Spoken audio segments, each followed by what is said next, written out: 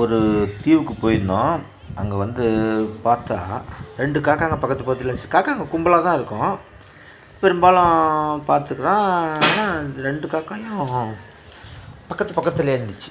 ஏன்னா அது 2 காக்கா பக்கத்து பக்கத்துலேயே இருக்குது அப்படின்னு சொல்லிட்டு அப்போ போய் பார்த்தா எகிரி எகிரி ஜம்ப் பண்ணிட்டு இருந்துச்சு. ஏன்னா அது எகிரி எகிரி பண்ணி பார்த்தா ஒரு கால் இல்லை ஒரு காக்காய்க்கு. பக்கத்தில் பார்த்தா இன்னொரு காக்காய்க்கும் கால் இல்லை. ஒரு கால் இல்லை. இது பாருங்கள், இந்த 2 காக்காயும் ஃப்ரெண்ட்ஸுங்கன்னு தெரியல, இல்லை ஜோடி காக்கான்னு தெரியல, பக்கத்து பக்கத்துலேயே ஒன்றாவே ஒரே இடத்துலையே பக்கத்து பக்கத்துலேயே அந்த மிச்சர் என்னமோ தேடி சாப்பிட்டுட்டு இருக்குது. அதாவது எப்படி ஒன்று சேர்ந்துக்குது பாருங்கள். ஒரு வேளை கூட்டத்தில் அதனுடைய இனத்தை பற்றி முழுசு நமக்கு தெரியாது, இல்லை கூட்டத்தில் இது 2 சேர்த்துலையா இல்லை என்னான்னு தெரியல.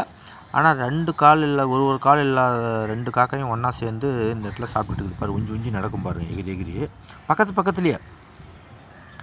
அதாவது மூதாதையர், நான் 4-5 வீடியோ போட்டுக்கிறேன். காக்கானாவே வந்து மூதாதையர்களுக்கு தான் பண்ணி. இப்போ வந்து நீ பிண்டம் அந்த இதெல்லாம் பண்ணுறாங்க இல்லையா, தவசம் இதுக்கெல்லாம் வந்து ராமேஸ்வரம் அங்கெல்லாம் போனால் ஃபஸ்ட்டு காக்காய்க்கு வைப்பா அப்படிம்பாங்க. இப்போ வந்து அதே மாதிரி வருஷத்துக்கு ஒரு டைம் வந்து மூதாதையர்களுக்கு இப்போ சாமி கும்பிடுவாங்க. அதை வந்து ஃபஸ்ட்டு காக்காய்க்கு தான் வைப்பாங்க. வைக்கிறது பூராவே நம்ம செய்யறது பூராவே வந்து மூதாதையர்கள் சாப்பிட்றதில்ல. அதே மாதிரி சாமிக்குள்ளே படத்தில் வைக்கிறோம். சாமியாக சாப்பிடுது, ஆசாமி தான் சாப்பிட்றோம். இருந்தாலும் சாமிக்கு ஒரு தழுவு வைக்கிறது. அதே மாதிரி காக்காய்க்கு வச்சா மூதாதைகள் வந்து நேராக அவங்களே வந்து சாப்பிட்ட மாதிரி ஒரு ஐதீகம், ஒரு மன நம்பிக்கை.